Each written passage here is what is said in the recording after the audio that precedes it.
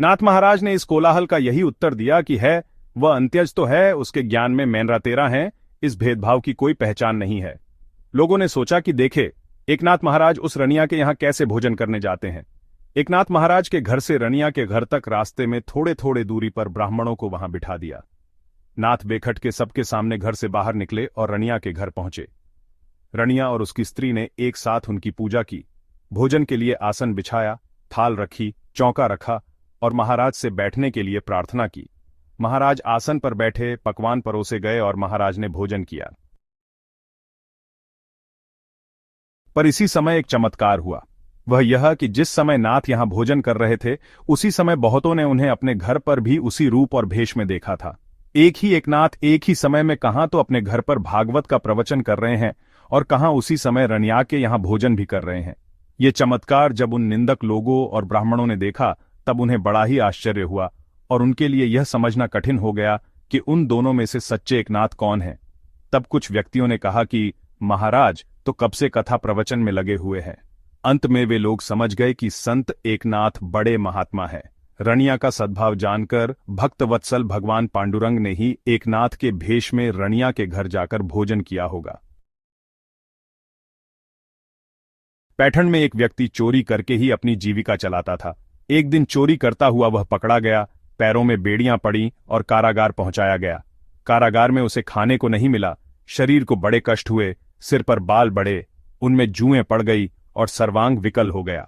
इस हालत में उसके पैरों की बेड़ियां निकाल ली गई और छोड़ दिया गया। वो वही बाहर लौटपोट करता पड़ा रहता था। एक दिन रात को इसी हालत में उसने एकनाथ महाराज के कीर्तन की ध्वनि दूर से आती हुई सुन ली और सुनते ही उसे अपना छुटकारा करा लेने की बात सूझी। वह धीरे धीरे रेंगता हुआ हिम्मत करके कैद खाने के परिसर से बाहर निकला और किसी तरह रास्ता तय करके श्री एकनाथ महाराज के द्वार पर जा पहुंचा।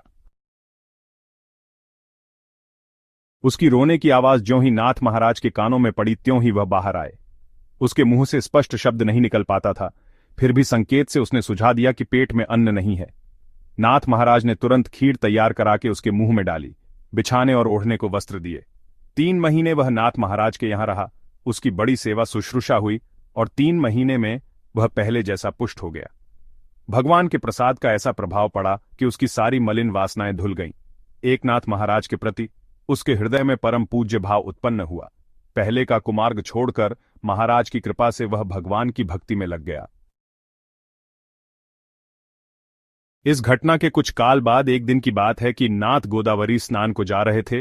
रास्ते में एक अश्वत्थ वृक्ष के नीचे से होकर ज्यों ही महाराज आगे बढ़े त्यों ही वृक्ष पर रहने वाला ब्रह्म राक्षस नीचे उतरकर महाराज के सामने खड़ा हो गया। उसने महाराज से कहा, आज तक आपने जितने संत ब्राह्मणों को भोजन कराया उन सबका अथवा कैद खाने से भगाकर आए हुए व्यक्ति की जो आपने सेवा की उसका दोनों में से किसी एक का पुण्य मुझे दीजिए, इससे मैं इस योनि के भयंकर कष्टों से मुक्त हो जाऊंगा।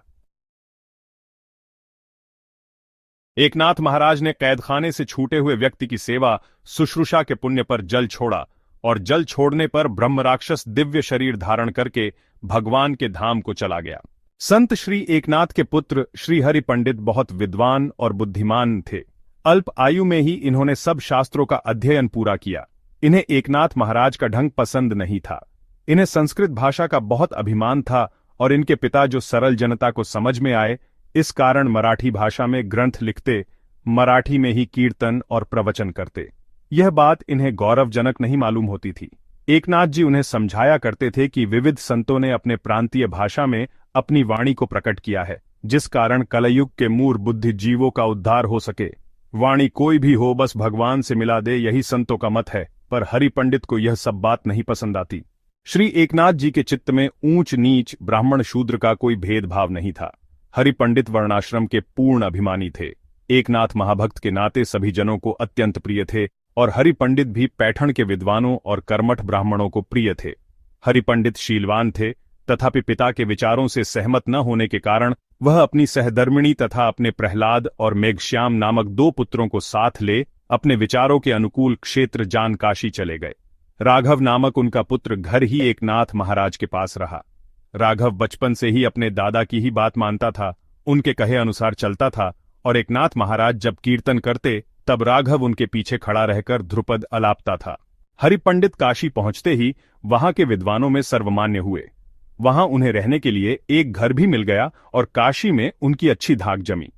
4 वर्ष इस प्रकार बीतने पर हरिपंडित को समझाने के लिए एकनाथ महाराज स्वयं काशी गए।